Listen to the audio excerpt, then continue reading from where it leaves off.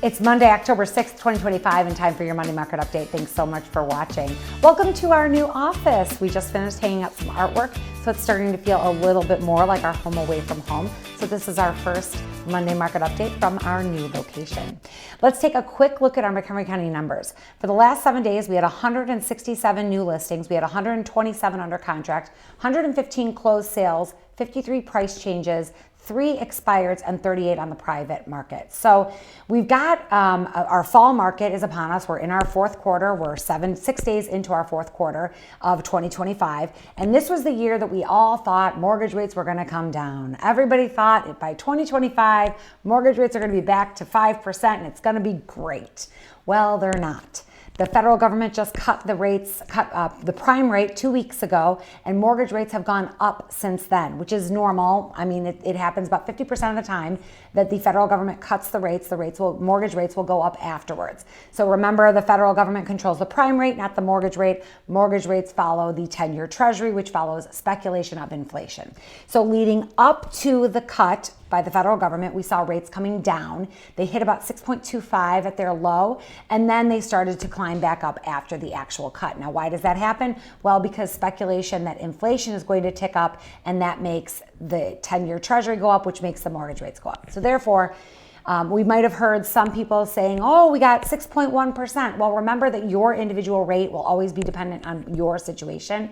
So if you're getting an FHA loan, which has some fees associated with that, or if you're getting a VA loan, your rates can be lower because what your rate that you're going to actually get is not the same as what like the standard rate is. That's why a lot of those online calculators are not going to be accurate. So when you're looking to shop for rates, you need to call a lender and find out what your rate would be. Nevertheless, we're seeing rates tick back up after the Fed's cut. Now, what we really need to see happen in order for our housing market to really start moving again is we need rates to come below 5% or below 6% into the 5s. If we were to see rates go below 6%, I think we would start to see more buyers enter the market, more sellers enter the market, and we would see things really start to get rolling again. Until that happens, it's pretty flat. Today is the first Monday of October, so we have our rates all of our data from InfoSparks, which is our tracking system through the MLS. That is, we would normally be going over our numbers from September. Well, I pulled the numbers today, and they're pretty flat. They're pretty much the same as they were in August. So we're seeing prices are steady, which is a good thing. We're seeing our inventories pretty steady at 1.6 months inventory, still very low. Not enough homes on the market, but we're seeing it just kind of plateau. And then we're also seeing our days in market are pretty much the same. So it's kind of slow going.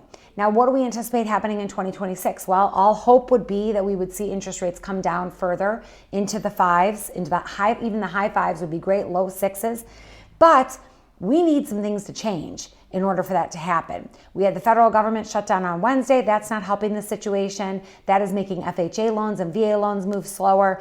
We're also seeing more unemployment. Now, if we really saw a recession, a really, really strong recession, then we would see the rates come down naturally. However, GDP is still strong. We are not in a recession. We don't know if we're going to have one. Most economists are speculating it's like 40% chance that we will have a recession in 2026. That's not great.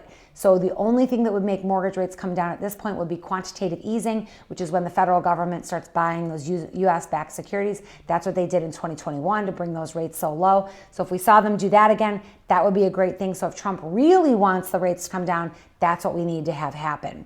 Now, the other factor is that builders have not been building for 15 years. They have been behind. We are still undersupplied by about 3 to 5 million homes short. That's what we need. We need 3 to 5 million homes built in this country in order to meet a fair and balanced market. So we're way undersupplied. Now, there are, of course, parts of the country where they are not undersupplied. Florida, Texas, California, Arizona. Those places are seeing a surplus of inventory, but we are not having that here in the Midwest. And nationwide, when you take the averages of all the states, we are still undersupplied in our housing. So we really need mortgage rates to come down, the prime rate. We need all of those things to continue to come down. Feds have 2 more meetings this year. Hopefully they will continue to cut. We'll see what that impact has on our mortgage rates, but that is not a direct correlation and certainly not a definite answer to our problems. We've still got affordability is the #1 concern of most Americans. We've got personal debt at its all-time high for America.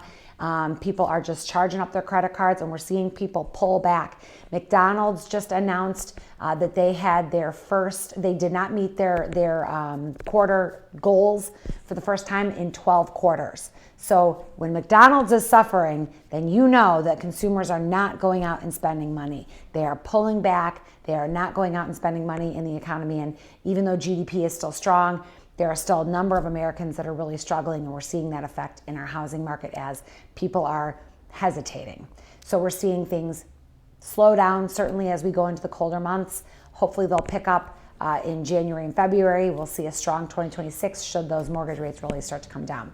Now, something else that I'm hearing quite a bit, people asking me, Miranda, is now a good time to sell our house? We really want to move, but we don't know if now is a good time.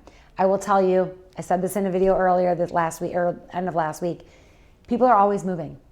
The reason people move is because of life events. It's not because of interest rates. So if now is the right time for you to move, then move. Don't try to time the market. It's almost impossible. If you have more specific questions, please give me a call. I'm always here to be your resource. I'm at 815-529-0777. Call me anytime. Have a great rest of your Monday.